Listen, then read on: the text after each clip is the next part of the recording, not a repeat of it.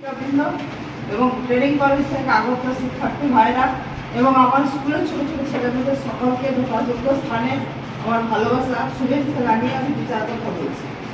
প্রথমত আমাদের এই 2 মাস ধরে ট্রেনিং চললো, টিচিং চললো। 2 মাস ধরে ট্রেনিং ভাইরা এসে আমাদের স্কুলের টিচিং দফায় দফায় এসেছে। হয়তো সবার সঙ্গে আমাদের পরিচয় হয়নি, সবাইকে আমরা ঠিক মতো নিজের করে নিতে পারিনি।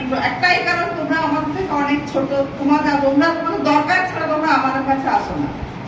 আর সেই হিসাবে কিন্তু তোমরা সবাই ভবিষ্যতে ভালো কিছু করো, এই ট্রেনিং করে গিয়ে থেমে থেকো না, এটা আমার কাম্য। সবাই গিয়ে ভালো পড়াশোনা করো। নিশ্চয়ই এইচএস পাস করে সবাই এসেছো এখানে তো এইচএস করার পর 18 বছর বয়স পূর্ণ করার পরেই তোমরা এসেছো। কেউ কলেজে ভর্তি হয়েছে, কেউ হয়তো হয়নি, কিন্তু সবাই গিয়ে নিজে নিজে পড়াশোনা করবে। আর আমাদের বর্তমান যে পরিস্থিতি, সেই বর্তমান পরিস্থিতির উপর নির্ভর করে আমি শিক্ষকতা লাইনে যাব, এটা মনে হয় না রাখাই ভালো আছে। কখন যে হবে বা কি যে হবে, এখন তোমরা বুঝতে পারছো, তোমরা যথেষ্ট বড়, যে কি অবস্থায় পৌঁছে গেছে আমাদের রাজ্য।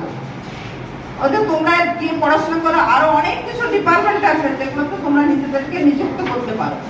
এই তোমাদের বলা। আমরা যদি আমাদের টিচারদের দিক থেকে বলছি, যদি কোনো খারাপ ব্যবহার তোমাদের সঙ্গে করে থাকি, তোমরা সেগুলো মনে রেখো না। ভাববে যে না, আমরা তোমাদের দিদি দাদার মতো না হই, তোমাদের মায়ের মতো আমরা। সেক্ষেত্রে তোমরা সেইভাবে ভাববে জিনিসটা, যে মা বলেছে এটা ঠিক আছে, ওর খারাপ যদি কিছু বলে থাকে সেটা মনে রেখো না। আমি হয়তো কিছু বলে রাখলে স্কুলের স্বার্থেই বলেছি, সেটা কোনো ব্যক্তিগত স্বার্থ নয়, তো সেগুলো না মনে রেখে ভালোটাই মনে রাখবে। আর আজকে যে প্রোগ্রামটা, এই প্রোগ্রামটা সত্যিই ভালো, এটা একটা দরকার। স্বাস্থ্য সচেতনতা অবশ্যই দরকার। আমরাও তার আগে খুব প্রোগ্রাম করেছি, এই নিয়ে আমাদেরকে অনেক কিছু করতে হয়েছে। বাচ্চারা, অনেক বাচ্চা হয়তো শিখেছে যে এটা করতে হবে, এটা ভালো না, এটা খারাপ না, কিন্তু সব বাচ্চার তো সমানভাবে ইমপ্রুভ হয়নি, সব বাচ্চা সমানভাবে করতে পারেনি। আমাদের বাচ্চাদের জন্য অনেক বাচ্চা আছে, তারা জানে খাবার আগে হাত ধোয়, থালা ধোয়। আমাদের মিড ডে মিলের সময় আমরা প্রতিদিন, আমাদের প্রতিদিন এটা ছিল রুটিনের মধ্যে, যে থালাটা ধো, হাতটা ধো। অনেক বাচ্চা আছে যে হাত ধুয়েই খায়। এর মধ্যে অনেকে আছে যে কিছু খাবার বাইরে খেলে এলো, বিকেলবেলা বাড়ি থেকে খেলতে গেছে, ওই খেলে সাথে কিছু খেয়ে নিল। তোমরা সেটা করবে না।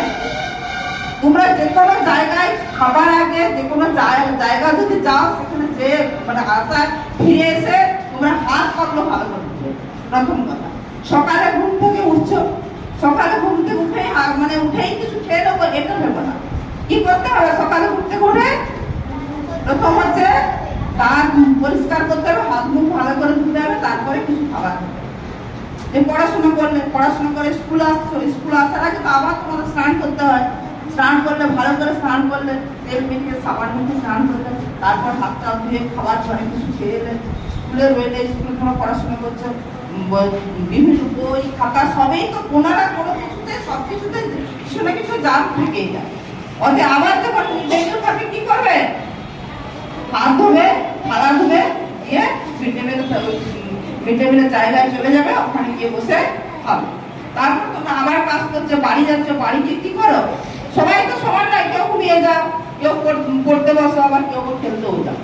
তো যাই করো, তার আগে হাতটা ধুবে। রাত্রে যখন বিছানায় শোবে, কি করতে হবে? হাত পা ধোয়া, মশারিটাকে শুতে হবে। কারণ মশারি না থাকলে মশা কামড়ালে বিভিন্ন রকম রোগ হবে। আর এই হাতের ময়লা, যেটা বলছি বারে বারে বলা